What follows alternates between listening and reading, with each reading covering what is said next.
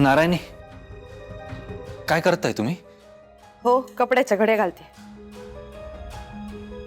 काही हवं होतं का तुम्हाला? चहा? नाही नाही, काही नको, करा तुम्ही.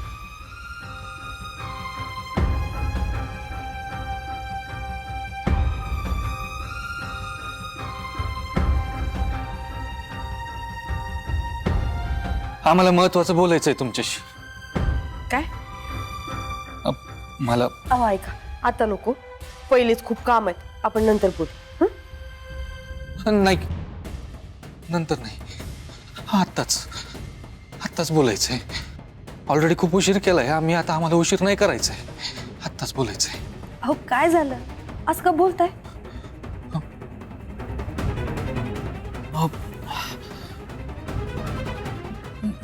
मला माफी मागायची आहे तुमची. हा? खरं तर आधीच मागायला पाहिजे होती, उशीर केलाय आम्ही. तुम्ही माफ कराल की नाही माहित नाही आम्हाला, पण आम्हाला माफी मागायची तुमची. काय? हो, आम्ही नेहमी तुमच्या सोबत खोटं बोलत आलो, खोटेपणानं वागत आलो, कधीच तुम्हाला सुख दिलं नाही. नेहमी म्हणत आलो आम्ही विंजे सरकार आहे, आम्हाला सगळ्यांचं सगळं कळतं. तामणगावला आमची प्रॉपर्टी आहे, बँक बॅलन्स आहे, पैसा अडका आहे, बंगला आहे. पण खरं तर तसं काही नाही. आम्ही तामणगावचे राजहंस नाहीये. इथं दिग्रजकरांच्या घरात राहून आई तर खाणारे आहोत आम्ही. शून्य आहोत आम्ही, शून्य. अहो असं अचानक काय बोलताय? मी कधी काही बोलली आहे का तुम्हाला? तुम्ही कधी काहीच बोलला नाही मला. हाच तर तुमचा मोठेपणा आहे. का वर्ष फक्त सहन करत आलात मला तुम्ही. तुमच्या मनात आलं असतं तर तुम्ही घराच्या बाहेर काढू शकत होता, पण तसं केलं नाही तुम्ही. असं काय विचार करताय तुम्ही? तुम्ही माझं सौभाग्य आहात, तुमच्यामुळेच तर अस्तित्व आहे माझं. तुम्हाला घराबाहेर कशी काढीन? नारायणी, मला माफ करा प्लीज, मला माफ करा, मला माफ करा, मला प्लीज माफ करा मला. हो हो हो, मी केव्हाच माफ केलं हो तुम्हाला.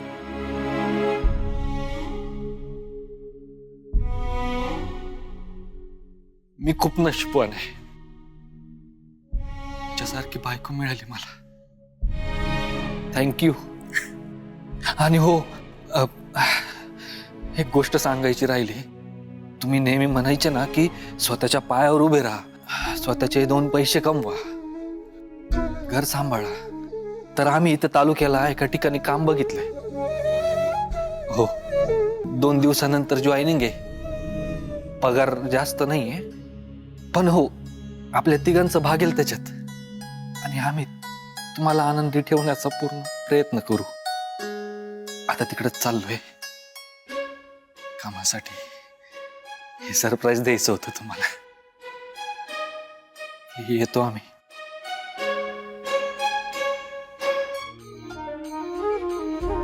अहो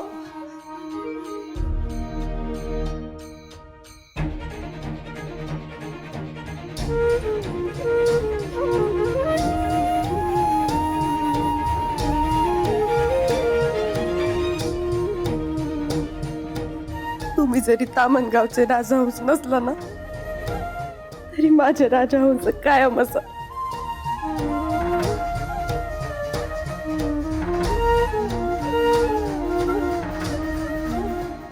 रस्ता दावा आम्हाला मोर तव जायला, रस्ता दावा आम्हाला मोर तव जायला. हर हर महादेवा, हर हर शंकरा. दादा, तुम्ही इटूच्या वाडीचीस का? बेस, म्हणजे व्यंकट महाराज दिग्रजकर माहीत असणार ना? व लय भला माणूस, फार चांगला ऐकलंय, दयावान आहे, गोरगरिबांना मदत करतो. या काय माहिती, स्वतःच्या पोटच्या पोराचा जीव त्याला काही वाचवता आला नाही बघा ना. स्वतःच्या शिष्येवर विश्वास दाखवता आला. माणूस आहे ना. आता थोडीफार चूक बोलवणारच की. नसती झाली तो देव म्हणला नसतं का लोकांनी त्याला. बाबा त्याला माणूस तरी म्हणावं की नाही अशी शंका येते हल्ली. नाही ना बाबा, विठ्ठलाचा भक्त हाय अशी शंका घेऊ नये बाबा. का घेऊ नये हो बाबा, सांगा ना मला. शेकड्याने मेंढ्या आहेत माझ्या. डोळ्यात तेल घालून रात दिन राखण करतो मी, तरी केलं का नाही एक मेंढरू. अहंकार बाबा. वाटलं मला सोडून जाणार कुठं, गेलं. आणि एखादी गोष्ट जाते ना तेव्हाच महती कळतं त्याची.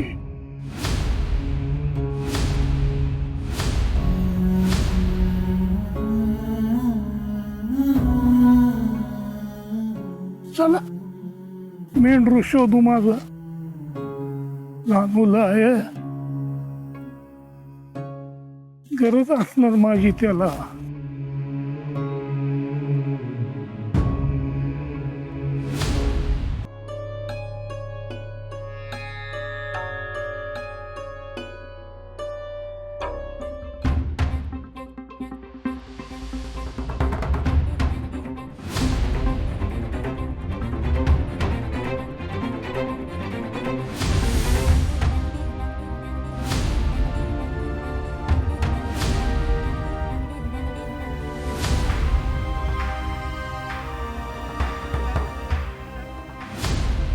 अगे पोरी,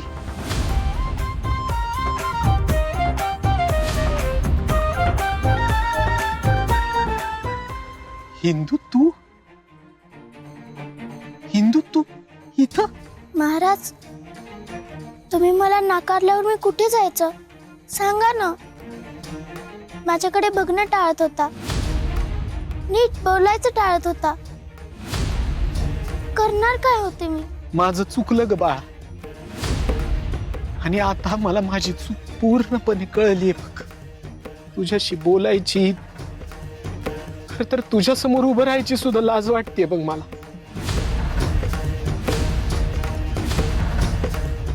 महाराज, एका चुकीवर दुसरी चूक करणं हा उपाय असतो का हो. आपण आपल्याच माणसाला आपल्यापासून दूर लोटतो का, त्याला तोडून टाकतो का. हा उपाय असतो का चुकीवरचा. महाराज, तुम्हाला तरी पटतंय का.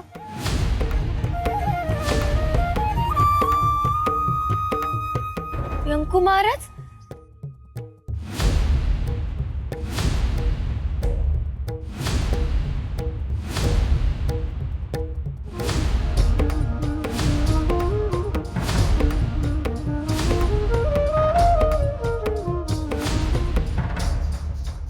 महाराज.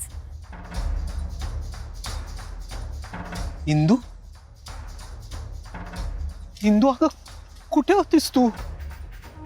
किती शोधायचं तुला सांग मला. आणि मला सांग, तू इकडं काय करतेस. हा, इकडं कशी काय आलीस. अहो महाराज, मी ते मेंढरू शोधायला आले होते. मेंढरू म्हणजे ते धनगर बाबांचं मेंढरू. हो, ते बाबाच घेऊन आले मला इकडं. अगं हिंदू, हे बाबा.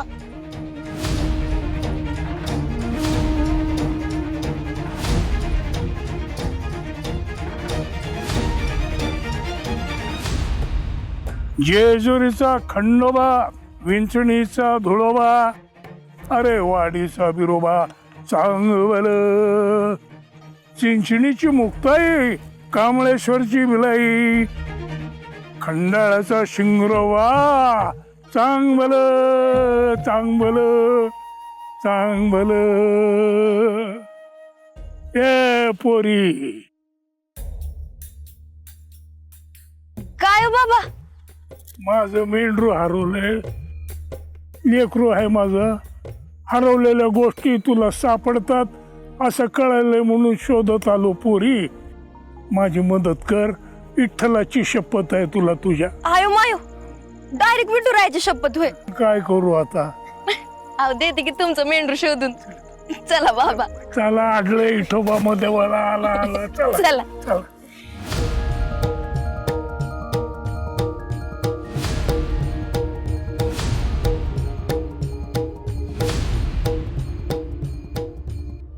महाराज त्या धनगर बाबांचं मेंढरू शोधत शोधत मी इथं आले आणि तुम्ही हो? त्या बाबांनीच तुम्हाला इथं आणलं का?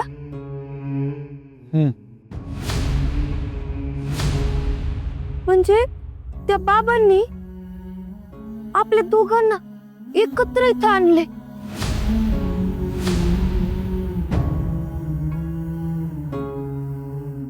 तुला काही समजलं का इंदू? विठुरायानी माझे डोळे उघडले.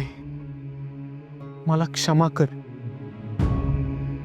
माझ्या हातून खरंच खूप मोठी चूक झाली. मी तुला समजूनच नाही घेऊ शकलो ग. संवाद तोडून कुठलाही प्रश्न सुटत नाही हे समजलं नाही मला.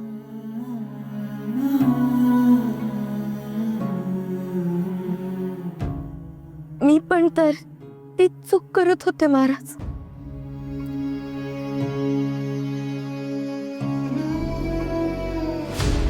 पोरी इकडे एकटी राहते काय तू?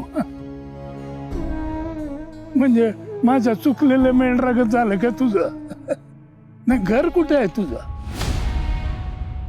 नाही, सांगायचं नसेल तर सांगू नको. मला माझ्या मेंढराची काळजी आहे. कुठे गेली, काय करते, माझं अन्न पाणी गोड लागत नाही, लक्ष लागत नाही.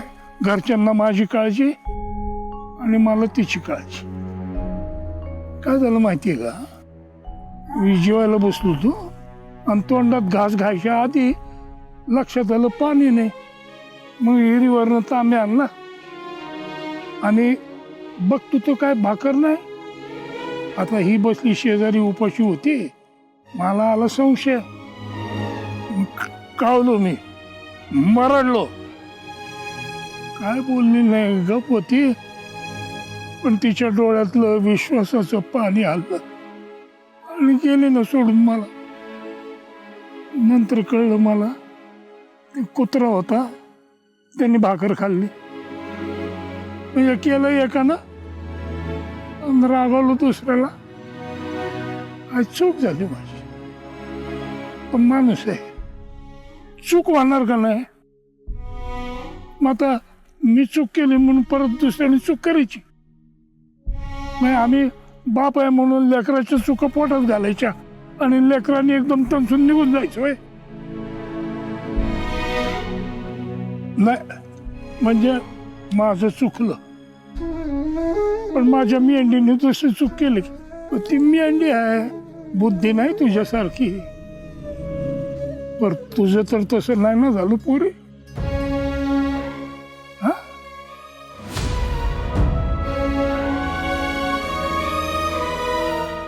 ते बाबा कुठे गेले असतील हो महाराज?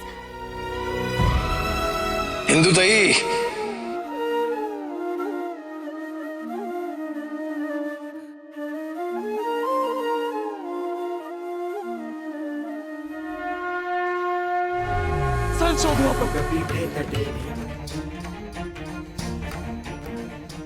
बोला पुंडली गवरदेव श्री ज्ञानदेव पंढरीनाथ महाराज की माऊली ज्ञानेश्वर महाराज की जगतगुरु तुकाराम महाराज की वैकुंठवासी दिग्रजकर महाराज की सब संतन की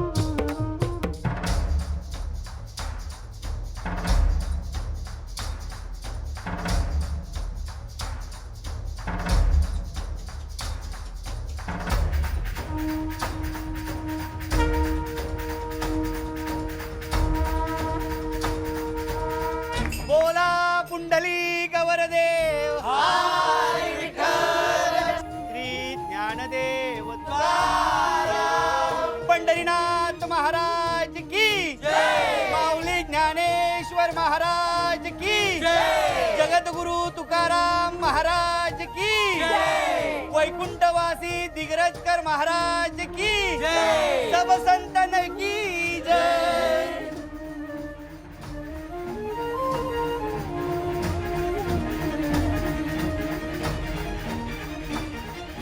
महाराज, विठूच्या वाडीतला विठुराया विठूच्या वाडीच्या मंदिरात परत आला. मला माहिती होतं आपला विठुरा आहे ना आपल्यापासून फार काळ दूर राहू शकत नाही बरं का. अहो बाळंभट, आपला विठुराया सगळ्यांच्या मनात इतका घट्ट बसलाय ना की त्यालाच करमलं नाही बघा आपल्याशिवाय. राम कृष्ण हरी.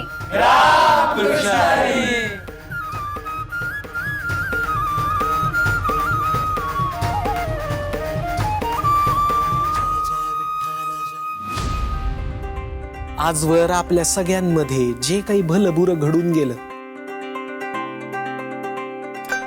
ते आता आपण सगळ्यांनी विसरून जाऊयात, सोडून देऊयात माग सगळं. जे काही झालं गेलं गंगेला मिळालं असं म्हणू आणि परत एकत्र येऊन नव्यानं सुरुवात करू. जे काही जुनं होतं ते सगळं माग सोडू. जुनं जळो आणि नव्याची नवलाई आणि ऊब कायम राहू. हे समजणं एकाच व्यक्तीमुळे शक्य झालंय.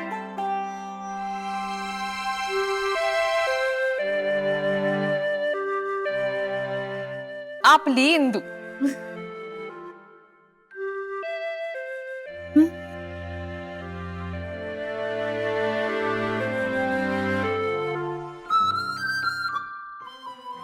घरची लक्ष्मी आहे माझी इंद्रायणी. फक्त सून नाही तर मुलगी आहे माझी. तुझ्यामुळे घरावरती आलेली संकट अडचणी समध्या दूर झाली. आदोक्षजला इतकी चांगली बायको 7 जन्म 100 जन्मात मिळाली नसती. अगदी बरोबर बोललीस आई. मी फक्त बोलत नाहीये, खरंच सांगतेय. आणि तू पण नुसतं बोलू नकोस. तिच्यावरती विश्वास ठेव. अगं हो आई, हे बघ. हा इंदू, कान पकडून माफी मागतो बघ तुझी. आता याच्या नंतर ना पुढच्या 100 जन्मात असं वागणार नाही बघ तुझ्यासोबत.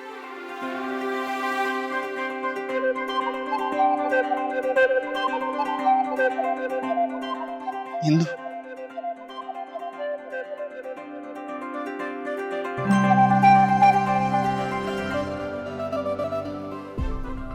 इंदू मी नेहमी तुझ्या सोबत असेल, कधीच तुझ्यापासून दूर जाणार.